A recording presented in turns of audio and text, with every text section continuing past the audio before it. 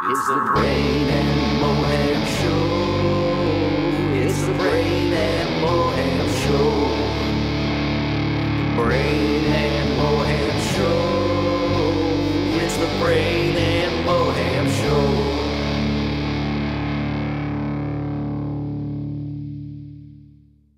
Warning, the following content may offend some viewers.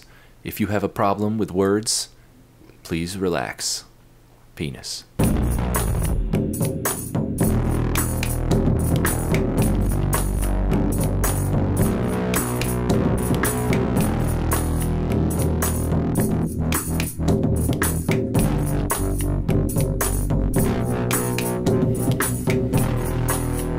What's going on? This is the Brain and Moham Show. I'm Mohammed El-Darwish. And I am Brain Mountain. And we are very, I think, sad and somber and to find out that Ruth Bader Ginsburg has passed away at the age of 87. So yeah. Made it a long time, but what are the unfortunate consequences? Yeah. Yeah, this sucks. This is the worst. They stole a Supreme Court justice from us.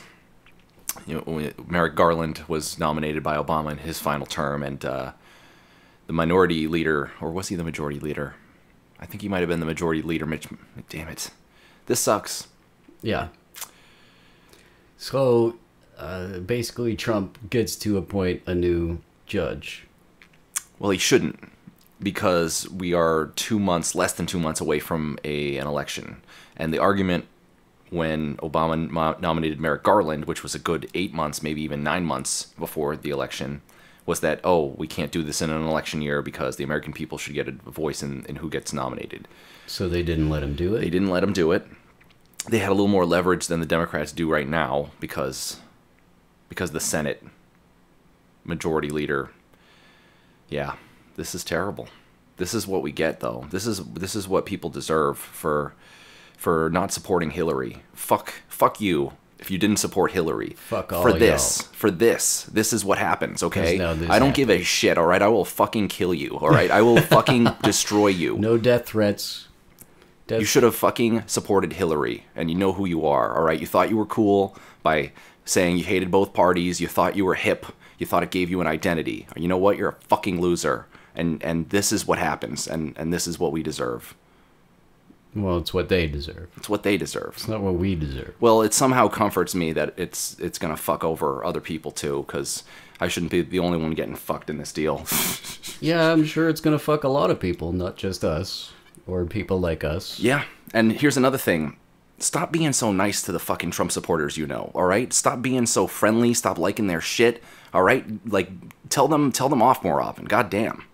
Is that directed towards me? No, or just... it's directed towards anyone who's listening. And we might have 0 listeners after this podcast, because I'm just letting it rip. Well, you know, you might think we'll have 0 listeners, but, you know, a lot of my least favorite things that I've released are other people's most favorite. Yeah. So maybe this will be the one that gets people listening. Maybe. Well, there's a chance. There's a chance that we might survive this. Because we're less than 2 months away from the election, so maybe we'll be able to... And there's absolute utter chaos and bedlam going on in America right now. Yeah. So ideally, this shouldn't... And the American people should be very in favor of not replacing her until the election has been decided. The problem is that Trump will be president until January 20th. So we need to, I don't know, get ready for the battle of our lives. That is very much a losing battle that, you know, we basically can't win, but we have to fight like our lives depend on it. We have to vote like our lives depend on it. A lot of lives do kind of depend on that. Yeah. You know, a lot of lives have been lost. Yeah. During this presidency for many reasons, you know. Yeah. Recently, his downplay of the virus, you know, saying he didn't want to cause a panic. He didn't. He admitted to, but on tape. Yeah. Well, that hasn't helped him. I mean, he is losing still. And it didn't help the country, you know, downplaying it and being like, oh, I don't want people to panic. His supporters don't really care about the good of the country. I mean, that is so off base. They only care about him. They only care about themselves, and really through him they live their lives through him. Yeah. It's all about this Vicariously. reality show. Your team is winning, your football team is winning. Football just came back, by the way. At least there's that. Yeah. I haven't watched any games. Are they any good? Yeah, it was a really great week 1. Oh my god. It was How the Pats doing? yeah, they won. They won Yeah. the game, and they have a new identity. And Tom Brady was screaming the F word in slow motion, and Nice. he lost his first game. And yeah, I pretty much watched a little bit of it, and it was a familiar sight. It was him screaming the F word in slow motion. What if him leaving was I had a theory about this, and I'm drawing a blank right now. Him leaving and playing for another team would just being like part of the Patriots like legacy, like tricking people like, oh, Tom Brady's not on the Patriots anymore. Maybe, we got a chance, but like in reality, like they have a just as good of a chance. You Yeah. know what I mean? Like a psychological move. Yeah. Like he's still on Belichick's like side, Yeah, man. Well, hey, this is off topic, but you know what? Life is misery. So we're going to just talk about this for a second, okay? Being miserable. Well, talking about what you just asked me, which is about, Tom Brady, and I personally, I'm a huge Pats fan. Yeah. But I viewed this season as a season that we're not going to win the Super Bowl. So we might as well lose as many games as possible, which of course no one likes hearing that. But hear me out. If you lose games, you get a better draft pick, and next season we have so much money to spend. It's a beautiful situation. So tons of money, like $100 million in dodge space. this season, we can next season get like Yeah. better drafts, is what you're saying? Better draft picks, and we don't have to do that, but it will help. How do the draft picks go? So if you lose, So more there's 32 games, teams. do you The get- worst team gets the first pick, and the best team that wins the Super Bowl gets the very last pick of the rounds. all right. There's 7 rounds, so That makes sense. yeah. So the worst teams get the best picks. They get to if choose we don't amazing do as prospects. good, we can get the first pick. Yeah. That's For- all I'm saying. for I don't better care if we players. lose this year, but you know what? If we win, fuck it, we'll win, and I'm happy either way. Yeah. I'm not the biggest sports fan, as you know, but I feel like there's a lot of people that they're all about their team and everything. And one thing my older brother would say is, he doesn't always have a favorite team. He's got a favorite athlete.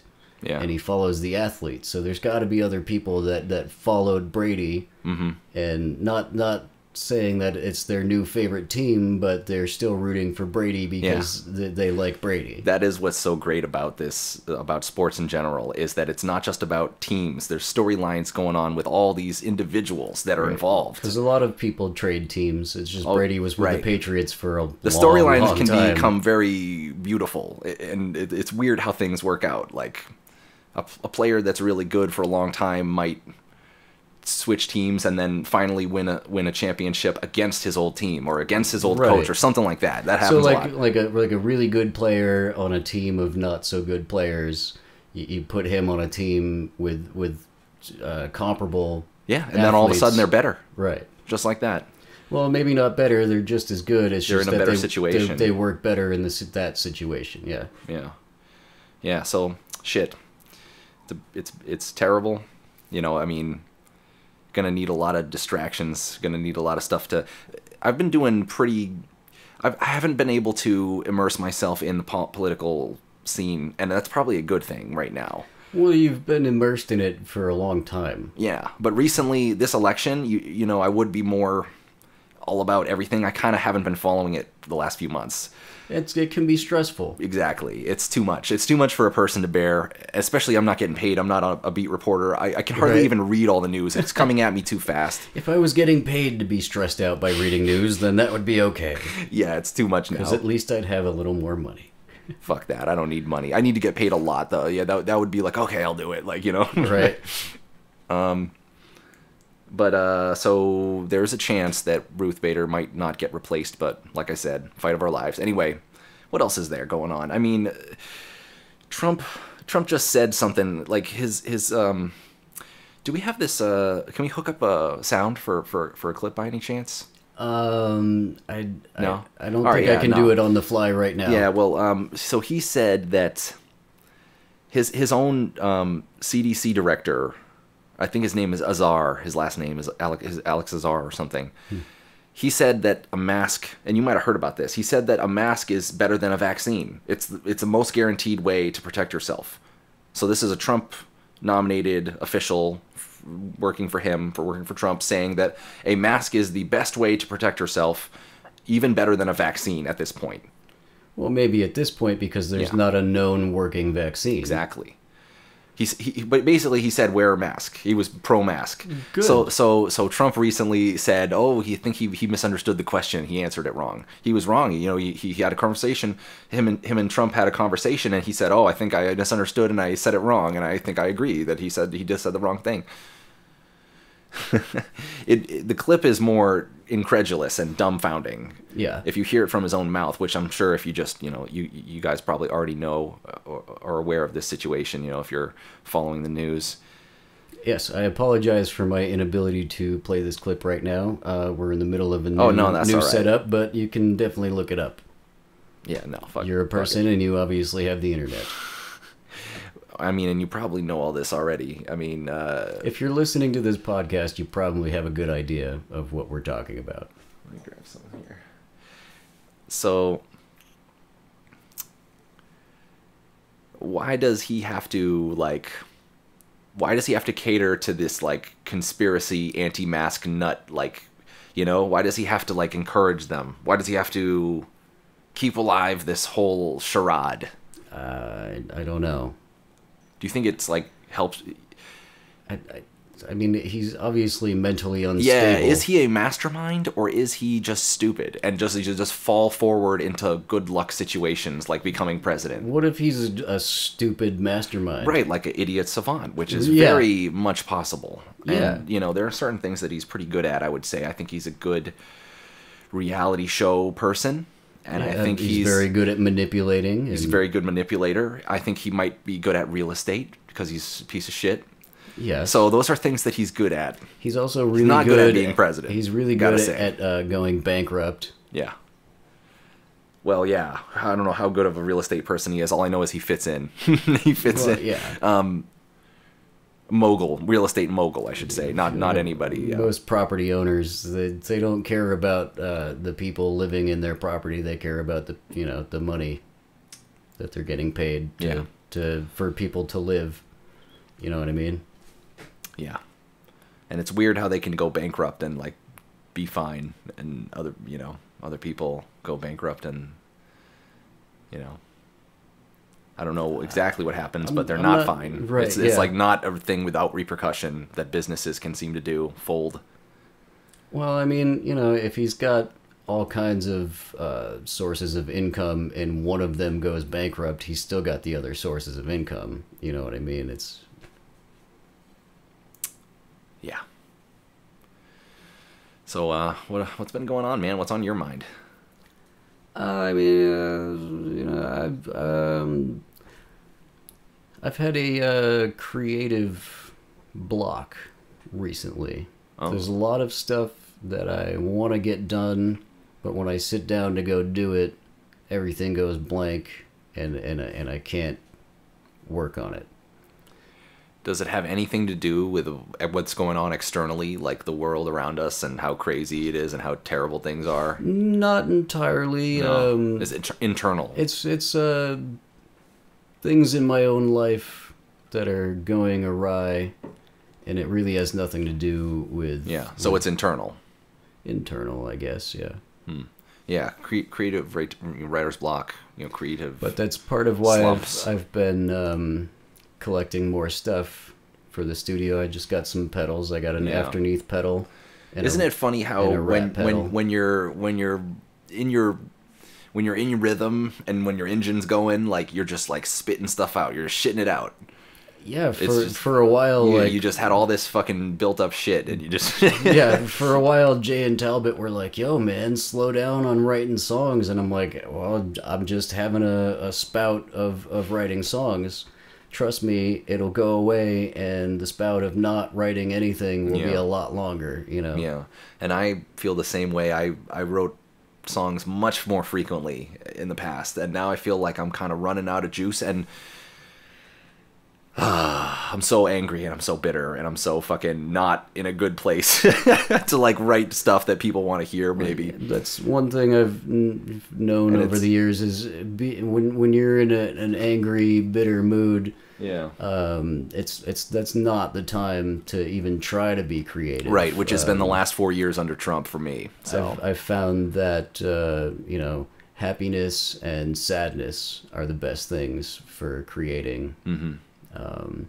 Sadness is it's a little harder to get into it, but I feel like once you do, especially like with a Yeah, song, well, it can be a motivating factor, Right, And yeah. and happiness can be motivating too, but maybe less so. Maybe even less so. That's why sadness really gets you motivated, because you don't want to feel that way anymore. which is why a lot of my songs are kind of sad. Yeah, and happy, Well, sad, yeah. happy. Sad happy. Well, I've always liked Works the idea in tandem. of like making a happy sounding song with sad lyrics or vice versa. Yeah. I've always been into that. I like that. You know what I was listening to the other day? What? The song that's like, I met this man by the side of the road, and Oh, he yeah. said to me, Gotta have that coke and get me a toke of that dank, stank weed. So smoke me up and get me high with that coke in my nose and acid in my eye. I met this man on the side of the road, and he said to me. Yeah, that one's called Northampton, and it's about a guy that I was sitting on a bench outside of where Dynamite Records was when it was. It used to be in the basement at Thorns Market, and they had briefly moved up onto Main Street, and it was right outside of that location. And I remember sitting on a bench, and there was this dude walking down the road, and he was obviously super duper fucked up, and I was like, fuck, like, this guy's gonna talk to me, and like, I don't want to talk to him. And at one point we made like eye contact, and that's like when I knew. I was like, this guy, we made eye contact for a fraction of a second, and he's Yeah. gonna come talk to me. He sat down next to me on this bench, and he was asking me if I had weed, if I had acid, if I had cocaine. And I'm like, dude, aren't you like fucked up enough right now? And he was just like, yeah, I'm like really fucked up, but like, you know, if you can get me some of this, blah, blah, blah, blah. And like, it was just about that guy, you know? Yeah. And Yeah, that's why I called it Northampton, because I was in Northampton. Yeah, and shit, I forgot what I was gonna say, but I think there was also one that was like, go down to your town hall and put yourself on the steps and take out your big old bag of weed and smoke it to your face. Yeah, that one. That was when you know, all the weed protests were really big, and obviously before weed was even decriminalized here in Mass. Yeah. You know, I was just angry about the fact that doing something so harmless could get you like 10 years in jail. Yeah. Because the blacks and Mexicans are gonna rape the white women. Yeah. That's what that's all about. That's what that has everything to do with marijuana. That's a whole nother thing. Is the whole the private prisons. Like, there's privately owned prisons. They're not even owned by state or federal governments. It's like somebody just is like, oh, I'm gonna build a prison and you know, incarcerate people, and then they, you know, like license plates. Yeah. License plates are made at prisons, and then, you know, they make money off of that. Like they it's kind of like slave labor. Yeah, absolutely. Institutionalized, indentured servitude, call it whatever you want to call it. Right. It's a private company making money I heard, off of prisoners. you know, you just reminded me. I went to go get glasses, and they showed me the free ones, and I'm like, these are not good. And they're like, yeah, man, these are made by like inmates in a prison. And I'm like, that's just so messed up that they're making glasses. The only glasses you can get on your insurance that cover it Right. are made by slaves. Yeah. F that, man. That's Trump's America. Well, Yeah. that's America in general, but that's That's really been indicative happening for a long of time. of the values that is Trump's America right now. Oh yeah, you know what else happened? Oh man, there were these people in Florida that went into like a Target, like a bunch of people without their masks, and they were like doing an anti-mask protest, and they're like, "Take off your mask, take off your mask. We're not gonna take it anymore. Look at us, we're here." And Take off your shoes. You shouldn't have to be able to. You shouldn't have to wear shoes in the store. Take off your shirts. You know shouldn't what? have to wear shirts in a store. I would support that more. To taking off your shirt and your shoes. Yeah. Take off your shoes. I remember years ago I was in Cape Cod and we were heading to the beach and like I didn't have I just got in the car barefoot and I was like maybe I should get some like the water shoes, like the beach shoes. So we pulled in, it was like a Rite Aid or a Walgreens or something. So I'm walking barefoot in the store and I'm looking for a pair of water shoes. So I found them and I'm like walking towards the register and there's this big behemoth of a woman. I just hear, "You can't be in here without any shoes." And I was like, oh my God, like, how do I not laugh at this? And I was like, "Dad, here, just take these and pay for them. I'll be outside." But like, "You can't be in here without any shoes." She was very adamant about it. But like, at that point, it's more for, like if I wasn't wearing shoes in the store and I smashed my foot on something, and they didn't have the rule that said you have to wear shoes, then I could like, sue them for money. So that's like a thing. Oh, wow. For like the stores, like, insurance and financial safety, and maybe the same with the shirt. Maybe it's more of an indecency thing, but the thing is with the mask is it's not, it's for your safety as well as everybody else's. Mm-hmm. It's not like an injury thing. It just fucking, so keep your shoes on. Just you keep your shoes Yeah, on, there you keep go. your shirt on, and wear the fucking mask because nobody's protesting having to wear a shirt or shoes. Like I just don't get it. Why is it a protest against wearing a mask? Do you remember when this first started, and do you remember like thinking like, wow, like, I wonder how crazy this is going to be, we had no idea what was going to happen, right? Yeah, Do you think at that moment we would imagine that we'd be in this point now when we have pretty much a large portion of the population that's just like totally like not with the program? I mean, when it comes to like like believing that or doing this small thing, or believing that it's true, that it's a real thing.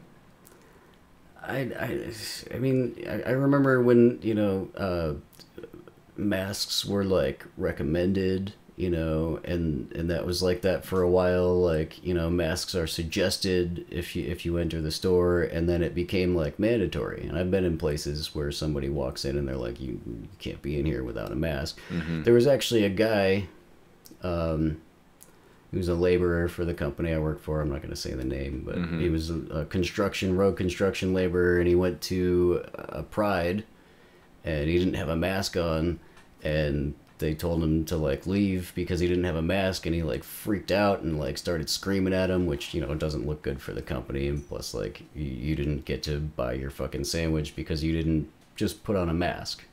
That's it. I don't get the like why do you It's just funny that we're at this point right now. I mean, well, also like I feel these people they're funny being a nice way to put it. They're the kind of Americans that they don't like to be told what they can and can't do, you know what I mean? Yeah, that's understandable. But they have lived their lives literally in a system kind of doing whatever they want. Well, doing whatever they want, but there's also things that like you can and can't do. Like you can't just go and murder somebody, and they can live by the. Liberals are always more considerate of everybody, not just themselves. It always just seems that way.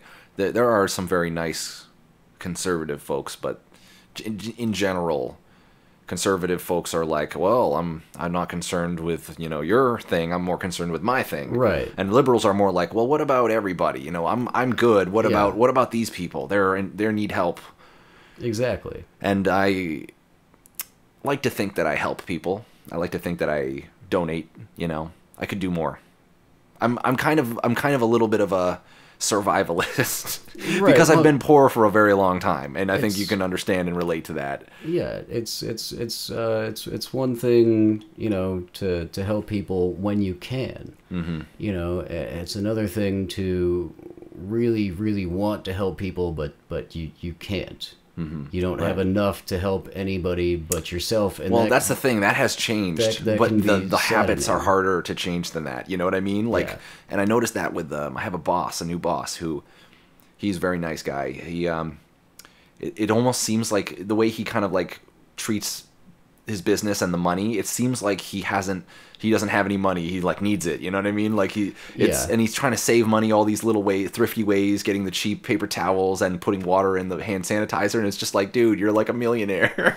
Yeah, a lot of people with even like a lower high amount of money. Like Yeah. my last boss, he would buy, it was HVAC, and he would buy sheet metal screws that were regular and the ones that were self-tapping, which would you know, bore a hole in a blank piece of sheet metal, and you know, and it was a lot easier. Mm-hmm. But they were like maybe 10 cents more expensive per screw. Right. And But they're better, much better. But and I could do the work faster. Mm-hmm. You know what I mean? Because if you use a screw on a blank piece of sheet metal that's not self-tapping, it ends up sliding off to the side, you know, 50 times and blah, blah, blah, blah, blah, and you waste a bunch of screws. So I would just always use the self-tapping screws.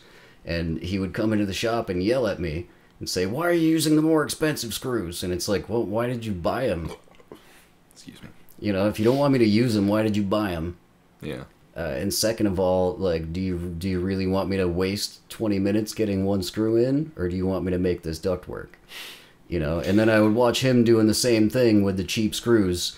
Mm-hmm. Fuck, fuck, Oh, yeah. miserable fucking blah. You know, it's like, just use the good ones. Don't even buy the cheap ones, because if you only bought the ones that were 5 cents more, Yeah. you just wasted your money on Right. the cheap screws. I kind of feel like that about the cheap paper towels too, where it's like, what's the point if it doesn't even like, you know, function? Like, it's just like, Right. I mean, that's a little different Yeah. because it's a paper towel. You know, you're talking about something even more important, but it's that's like it's literally the same idea. like that makes making the product that you're selling easier and faster to do. And you're telling me not to use those screws. And also better. Yeah, It'll they're last better. longer, Yeah. and it'll be better. Yeah, exactly. It's all quality is everything, man. Quality is everything. He was You're a paying cheap for a quality man. life is what we're paying for at the end of the day when we pay Yeah. for stuff. A lot of people with money tend to be like the cheapest people. Yeah, and right, there's something going on there. So I'm not really sure where to pivot or what to talk talk about. But Me neither. that was pretty good though. I mean, I thought we were just gonna like be mad the whole time about Ruth Bader Ginsburg. Well, it's still good pretty to- upset, and I'm sure, yeah, It's an upsetting thing, but it's also good to not have that be the only thing in our minds. right. And you know what? There is a little more to talk about, I guess, with the state of the election, and that is essentially that we're back where we were when we started our podcast. You know, everything is normalized. it's back to being a big lead for Biden. So, Which is good. I mean, yeah. There's a little more volatility, like some polls show. I did see one poll showing Trump up in the national race. right. But that's literally one poll out of hundreds that show Biden up by a lot. Yeah. So it's like, that'll happen sometimes because this is how it works. You know, Well, that's- data, you take a lot of data. You don't just take this one. Yeah. Yeah, well, that's another thing about polls is like, you know, you're polling certain areas and They're not accurate, perfectly accurate. Exactly. They're more accurate when you take a lot of them that are high quality and get the average of all of them. Then they're much more accurate. right. It's So- just, you know, I mean, it's a good way to get an idea of which Yeah, way people are shifting. In the 2012 election, I might have mentioned this a few times. In the 2012 election between Mitt Romney and Barack Obama, the polls were pretty much exactly right in every state. Yeah. And after that happened, I really gave polls a lot of confidence, especially the aggregates, which is the average of all the polls. Okay. So after that, 2016, the polls were off by 2.5 points. They take all the polls that have been taken and they average the outcomes. Yeah, and if you're really good, you grade the pollsters like we were talking last week, and you give them a weighted grade based on how quality of a firm the polling firm is. Right. The polls were off by 2.5 points in 2016. It's fucking bullshit. But people think that they were off by more than that. I mean, if the polls are off 2.5 points this time, Biden still wins. Yeah. Comfortably, even. I guess it all depends. Yeah. We'll see. I'd like to see Biden win. Honestly, I'd like to see a younger president. I mean... Oh, yeah. We'll see that soon. Soon, yeah. Soon enough. And I mean, Obama was decently young when we first got him in. Yeah, the presidency aged him. And, well, yeah, I mean, aged like a president is a saying for a reason. But obviously, I'm going for Biden. I would never want Trump to keep leading, but I would really love to see another younger candidate. You know what I mean? Somebody that's... Who? Anybody in mind?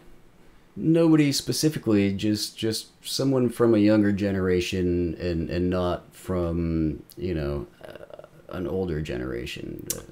Well, I think this was a very good primary for the Democratic Party.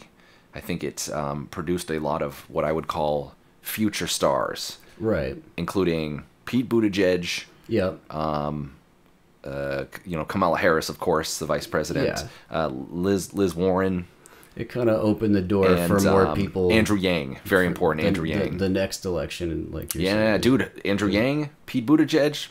You got to be sure they're running again, or I'm maybe not sure about Pete Buttigieg, but Andrew Yang is definitely like on the lips. Maybe he can be president. Yeah. I think he would do really well. I think he would do really well because he's viewed as nonpartisan. Somewhat, at least there's no broad consensus of despise for him. Yeah. Yet. Yeah. There will be if he runs for president, but people are generally very pro Andrew Yang. They either respect him or they like him a lot. I don't know. Or they don't like him, but they still respect him. Yeah. Well, he's the he was the Asian man that ran for president, who's the CEO. I know that he was very smart, and he was suggesting a universal basic income, which is okay. $1,000 a month for everybody, right. just for being an American that which obeys would be the law. Amazing. That it would change things. Yeah, it would make people more well off probably in the short term. It would help the distribution of and then money, things would normalize somewhat. I really like the idea of I don't know how it would be done. Maybe I'm saying it wrong, but if everybody got paid the same, no matter what they did, you know what I mean? Yeah, well, I don't know if that is going to work, but especially considering the state of the country right now, that would be something that would get us another Trump. It's 4 years if that was actually the platform. It's a far-fetched idea, but if CEOs weren't allowed to make more money than anyone else, so the most coveted jobs would be the easiest jobs, which would be horrible, because you want the people that are best at stuff to be trying to get the hard jobs that are I get the higher paying. Right. There would be no reason to be a nurse anymore. There would be no reason to be a bunch of just shitty jobs.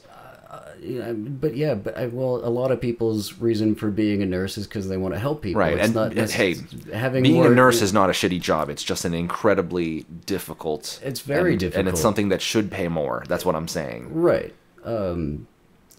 Yeah. So maybe I'm wrong, but if it's just imagine if everybody, there's enough money in this country for everybody to be Like, See, that's the thing about almost a millionaire. UBI, Universal Basic Income, which it sounds like just a fantasy. That what $1,000? That's so much. You know what's funny?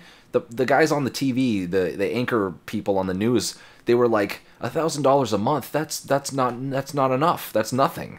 And I'm like, for you, that's nothing. Right, yeah. For me, that's like crazy good. Like, I would love that. That would help me so much. I would save money. I would build a future. Exactly. And if everyone had access to that, everyone could save money and build a future, and things would start to normalize a little bit. The cost of things would go up, blah, blah, blah. Right, It's so going to be, things are changing regardless. That's a better... You change the UBI to help people that are It's a better way in to need. achieve what my thought was ultimately trying to achieve. Right. Is everybody being able to live So their life. they would people would hopefully also work to make even more money because the Right. cost of things will go up, which they are anyway. Yeah. This will It's always accelerate that. happening. It will certainly accelerate that, right? If everyone's making $1,000 a month, all of a sudden actual things become more valuable because you want actual things, not just this money that everyone's getting, right? Right. Yeah.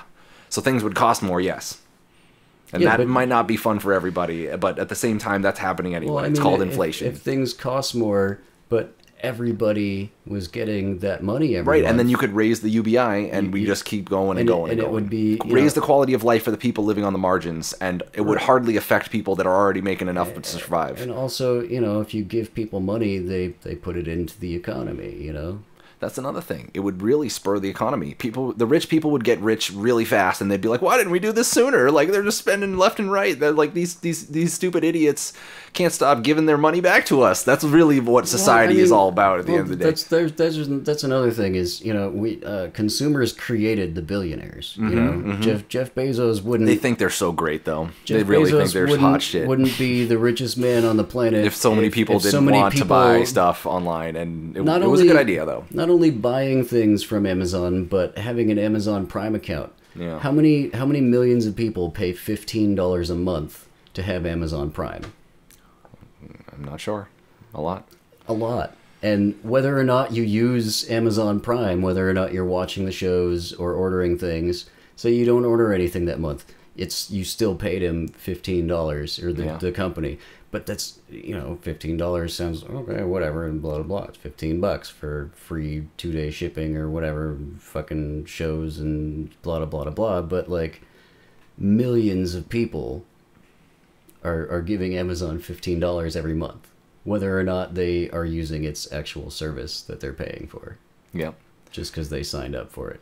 Well, You know, and like there's the other side of it is Bezos is building, you know, spaceships and advancing space exploration, which is, you know, I love space exploration, and it's really cool to think that you know, anyone that uses Amazon all over the world helped pay for that, but the fact that he's still got $200 billion left over is just like it didn't retarded. just pay for that. It also paid for his yacht and his yeah, mansion, everything else, and yeah. all the other stuff we don't know about. Which, yeah, that's why it's fucked up.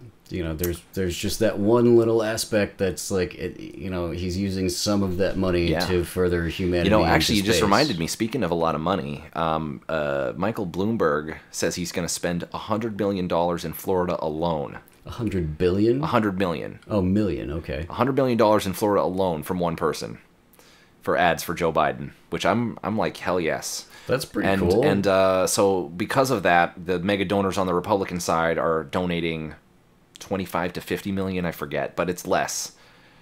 Joe Biden's got a small Because advantage they're moving cheap forward in the cash bastards. rate. Actually, the headlines, the headlines were saying that the Trump campaign has blown through their cash and they're cash strapped already. Yeah. And Biden's got a war chest, and it was funny because it was just the opposite like 2 months ago. That they said, oh, Trump has a massive war chest, but Biden is, you know, raising money at a faster rate. So, I mean, that's what happens when you have a disciplined campaign versus one run by I don't know what to call him, a MAGA hipster. Yeah.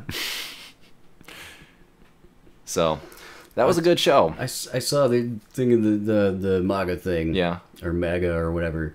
So when I went to go buy some beer, there was a guy wearing a Make America Great Again hat, and this other guy walked in with a black hat, and he said, "Hey man, I really like your hat. Do you like mine? And I looked at the other guy's hat and it said, Keep America Great. And I was like, God damn it. Like, I'm in the same store as these people. Yeah, and what kind of a store was that?